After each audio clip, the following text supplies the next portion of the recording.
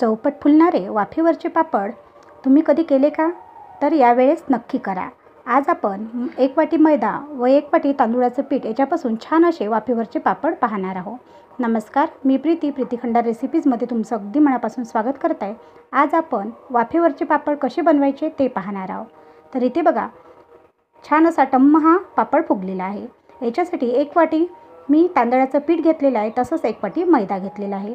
आता हे दोन्ही पण मी छान असं गाळून नंतरच घेतलेलं आहे. त्याच्यामध्ये आपल्याला 1.5 चम्मच असं मीठ घालायचं आहे. मीठ घातल्यानंतर आता आपल्याला हे मिश्रण छान असं भिजवून ठेवायचं आहे.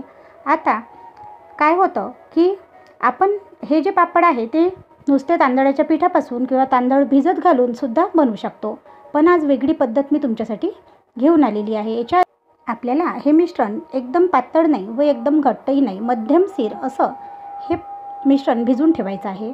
तुम्ही बघू शकता तांदळाचं व मैद्याचं पीठ जे आहे ते मी या प्रकारे इथे भिजवलेलं आहे. आता बघा, मी चमच्यानेही इथे भिजवू शकत होती, पण हाताने कसं की हे व्यवस्थित असं भिजलं जातं म्हणून मी ते हातानेच भिजवलेलं आहे.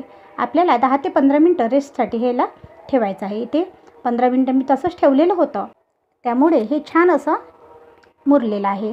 आता आपलं हे पीठ तयार आहे की नाही ते कसं चेक करायचं? तर आपल्याला पडीचा जो चम्मच असतो त्याच्यावर असं मागून रेष फाडली की ते रेष जर टवटवीत अशी उमटली तर समजायचं की आपलं जे सारण आहे ते पापडासाठी तयार आहे. आता इथे आपण जिरे व थोडं लाल मिरच्या बारीक करून घालून घेऊया. तुम्ही नुसतं मीठसुद्धा घालून हे पापड करू शकता, पण जर असं जिरं थोडी लाल मिरची घातली तर पापड आणखीनच चविष्ट बनते. म्हणून इथे आपण हे 2 साहित्य घालून घेतलेले आहे. आता आणखी एक वेळा मी तुम्हाला चेक करून दाखवते तर व्यवस्थित आहे. आता आपल्याला इथे घ्यायचं आहे ताट, आणि या ताटावर आपल्याला हे जे सारण आहे हे घालून घ्यायचं आहे. आता बघा, आपल्याला फक्त अर्धा चम्मच सारण याच्यावर घालायचं आहे. एकीकडे गंजाला कापड बांधून गंज गॅसवर गरम करायला ठेवलेला आहे. कपड्यावरती आपण हे पळीपापड छान असे करणार आहोत, म्हणजे वाफेवर आपण छान असे हे पळीपापड बनवणार आहोत. वाफेवरचे पळीपापड तुम्ही याच्या आधी केले का? मला कमेंट करून नक्की कळवा.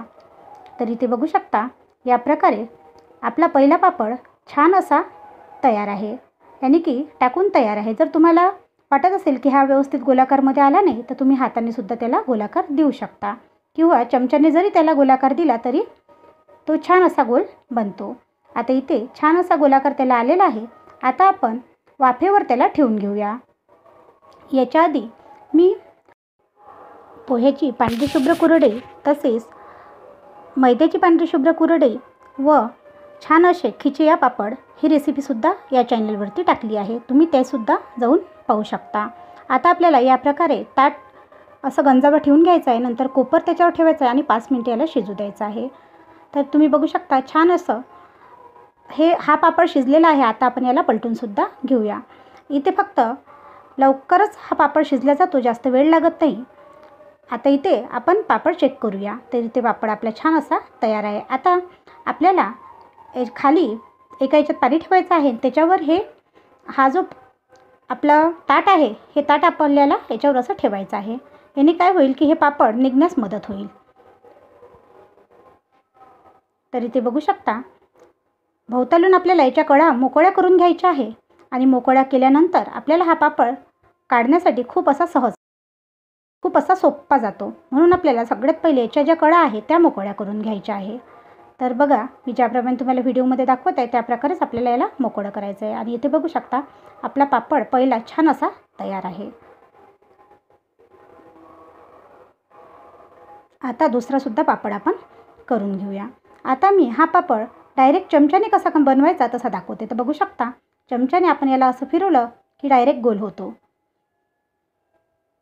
आता हा सुद्धा आपण वाफेवर याला शिजवून घेऊया.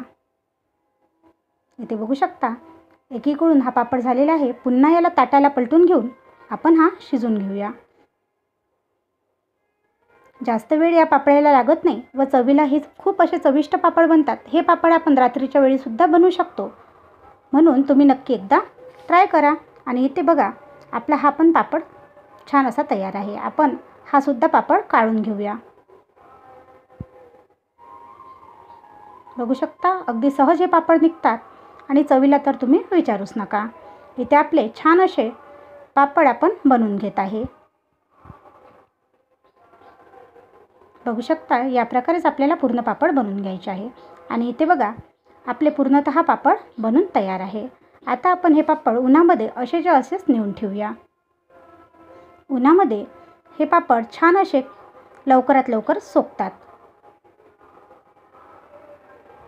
मी या चॅनलवरती नवनवीन असे व्हिडिओ घेऊन येत असते। जर तुम्ही माझे व्हिडिओ पाहत असाल, तुम्हाला माझे व्हिडिओ पाहायला आवडत असेल तरी देखील जर तुम्ही माझ्या चॅनलला सबस्क्राईब केलं नसेल तर प्लीज सबस्क्राईब करायला विसरू नका। आणि इथे बघू शकता मी छान असे हे पापड उन्हामध्ये ठेवलेले आहे।